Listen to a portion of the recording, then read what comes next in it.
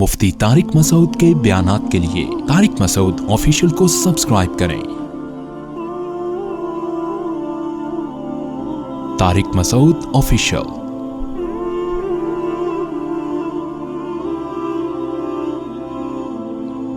سورہ مائدہ میں اللہ نے جو جو چیزیں کھانے کی ہم پر حرام ہیں وہ بیان کی۔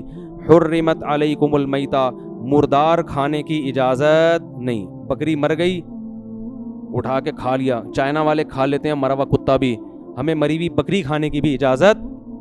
بولو کوئی چائنا والے بیٹھے ہو تو پیش کی معذرت بھائی۔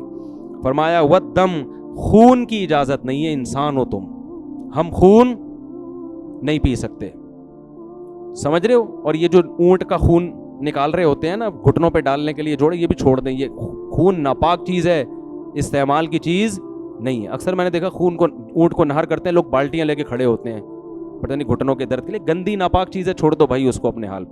اللہ فرماتے خون بھی تم پر حرام ہے، ولحم الخنزیر، خنزیر سور کا گوشت بھی حرام ہے، وما اہل لغیر اللہ بھی، جس جانور پر اللہ کا نام نہ لیا جائے، اللہ کے علاوہ کا نام لیا جائے، وہ جانور بھی حلال نہیں ہے۔ یہاں تو اللہ نے یہ فرمایا، دوسرے مقام پہ فرمایا جس جانور پہ اللہ کا نام نہ لیا جائے وہ بھی مت کھاؤ۔ اس سے پتہ چلتا ہے کہ جو یورپ میں مشینی ذبیحہ ہے یہ بھی حرام ہے۔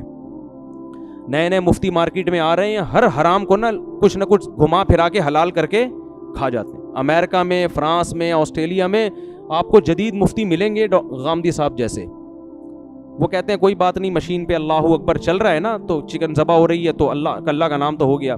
جب قرآن کہتا ہے نا اللہ کا نام، اس سے مراد کوئی بندہ ہو پراپر طریقے سے اللہ کا نام لے،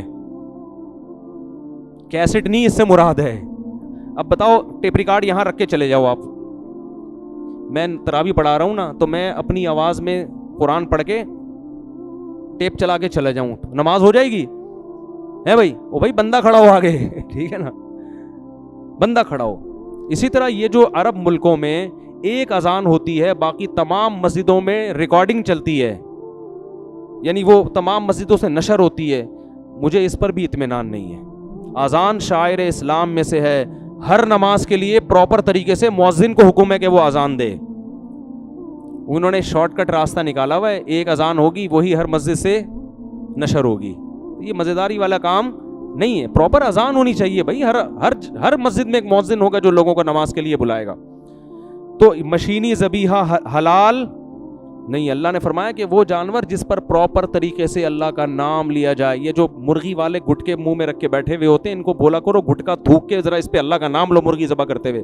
اکثر بہت دفعہ میں نے دیکھا ہے اللہ کا نام نہیں لیتے، وہ بس مرغیاں ذبح کر رہے ہیں، منہ سے ان کو گٹکے کے پیسے خرچ ہوئے ہیں نا تو وہ منہ سے نکالیں گے نہیں، وہ تو ان کو ٹریس کیا کریں، کیونکہ اگر جانور پر جان کر اللہ کا نام چھوڑ دیا وہ جانور کیا ہے؟ مردار ہے۔ تو یورپ میں، امریکہ میں، ان ملکوں میں جب رہیں تو مشینی ذبیحہ مت کھایا کریں۔ لوگ مجھ سے یہ کہتے ہیں کہ بھائی ضرورت ہے، مجبوری ہے، کیا کریں؟ بھائی مجبوری، قرآن نے جس مجبوری کو مجبوری کہا ہے نا وہ مجبوری ہے کہ جب آپ بھوک سے مرنے لگیں اور آپ کے پاس آپ کو یقین ہو کہ اب ایک لقمہ نہیں کھایا تو مر جاؤں گا میں، تو جب ایسی کنڈیشن آ جائے نا کہ ریگستان میں کہیں صحرا میں پڑے ہوئے روح نکل رہی ہے تو پھر جو ملے، کتا بھی ملے منہ میں آ کے ڈال دیا جائے گا آپ کے، وہ جائز ہو جائے گا آپ کے لیے۔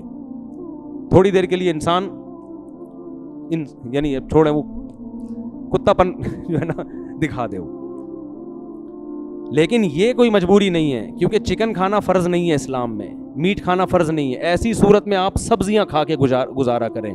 سمجھتے ہیں کہ نہیں سمجھتے؟ تو حرام کو بڑی ڈھٹائی کے ساتھ لوگ وہاں جا کے کھا لیتے ہیں کہ یار کیا کریں۔ ایکچولی ہمارے ایک رشتہ دار گئے وہاں لندن میں نے کہا وہاں تو چکن بڑی مشکل سے ملتی ہے، اس وقت تو بہت مشکل تھی، انہوں نے کہا یار ہم احتیاط کرتے تھے، اب جس حد تک ہو سکتی تھی، اگر نہیں ہوتی تو پھر کھا لیتے، اب کیا کرتے۔ ایسا تھوڑی ہے بھائی، اللہ نے اجازت نہیں دی ہے۔ تو جس جانور پر اللہ کا نام نہ لیا جائے وہ سور کی طرح کیا ہے؟ حرام ہے، چاہے وہ دیکھنے میں کتنا اچھا لگے۔ اور اللہ نے فرمایا والمنخنقۃ، وہ جانور جس کو گلا گھونٹ کے مارا جائے وہ بھی حرام ہے۔ والموقوذۃ، جس کو پتھر سے مار کے ہلاک کیا جائے وہ جانور بھی کیا ہے؟ حرام ہے۔ اسی وجہ سے بر صغیر کے علماء کہتے ہیں کہ گولی کا شکار بھی حلال نہیں ہے اس آیت کی روشنی میں، کیونکہ قرآن کہہ رہا ہے موقوذہ، جس چیز کو پتھر سے مار کے ہلاک کیا جائے وہ کیا ہے؟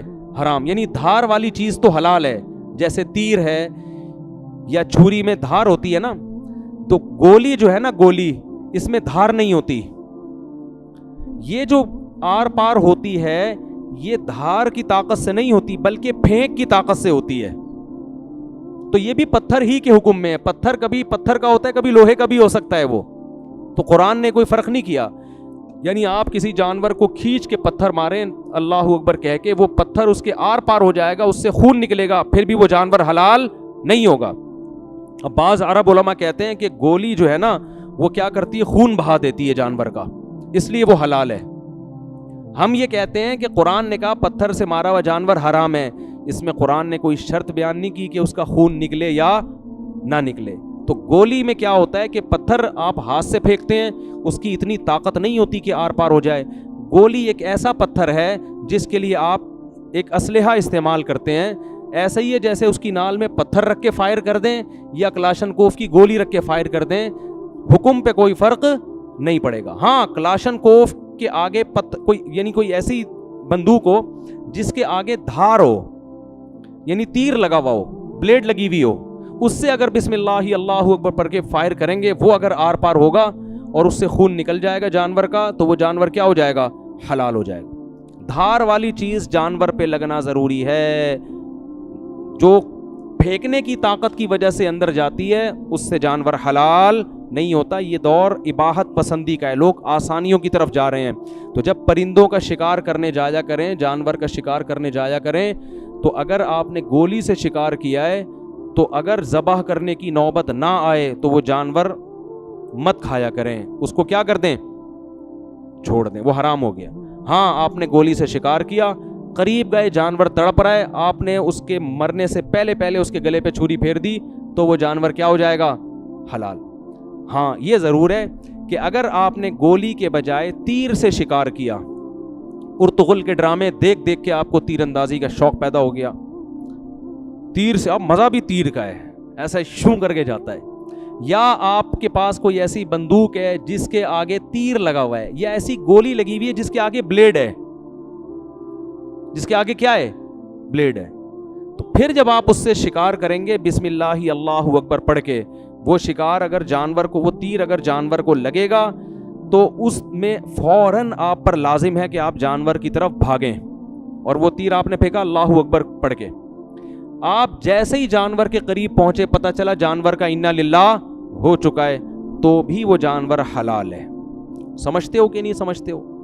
تو بھی وہ جانور کیا ہے آپ کے لیے، حلال. لیکن آپ قریب گئے، دیکھا کہ ابھی تڑپ رہا ہے اور آپ نے اسے ذبح نہیں کیا، پھر وہ جانور آپ کے لیے حلال نہیں ہے. تو یہ حکام سمجھ لیں.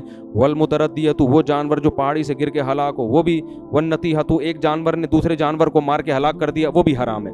میں جب ساؤتھ ادھر تنزانیہ میں تھا تو وہاں پتہ ہے کیا ہوتا ہے، شیر آتا ہے نا، کسی زیبرے کا شکار کیا اس نے، اسے گرا دیا، تو وہاں مسائی قوم کے لوگ کیا کرتے ہیں، ڈنڈے لے کے آتے ہیں، شیر کو مار کے بھگاتے ہیں، اور وہ اس کا زیبرا یا جو بھی ہرن ورن گرایا وہ کھینچ کے وہ لے جاتے ہیں. اس وقت مجھے اندازہ ہوا کہ اسلام نے کیسے پیارے احکام دیے ہیں یار. اسلام کہہ رہے جانور کا شکار تم بولو نہیں کھا سکتے. اب بظاہر اس حکم کی حکمت سمجھ میں نہیں آتی، بھائی شیر نے تو دانتوں سے پکڑ کے خون بھی بہا دیا نا، گویا ذبح ہی کر دیا. اللہ کہہ رہے نہیں، یہ انسانیت کے لیے گری ہوئی حرکت ہے. یہ بہت وہاں دیکھ کے لگ رہا تھا یار تم انسان ہو یا کتے ہو، کیا کر رہے ہو. یہ شیر نے اپنے لیے شکار کیا ہے، وہ جانور مرا ہوا ہے اور آپ اسے گھسیٹ کے ہے بھائی لا کے کھا رہے ہو. بہت گھٹیا حرکت لگ رہی تھی. اس وقت میں کہہ رہا تھا الحمدللہ الذی علی نعمت الاسلام، تمام تعریفیں اس اللہ کے لیے جس نے ہمیں کیا بنایا، مسلمان. یہ بہت اخلاق سے گری ہوئی حرکت لگتی ہے. تو یہ بھی نہ کیا کریں کہ جانور نے کاٹا ہوا ہے ٹھیک ہے اور آپ اٹھا کے لیں. بلی نے کبوتر پکڑ کے دبوچا مارا، آپ نے گواڑے بلی کو بھگا کے کبوتر کھانا شروع کر دیا آپ نے. سبحان اللہ.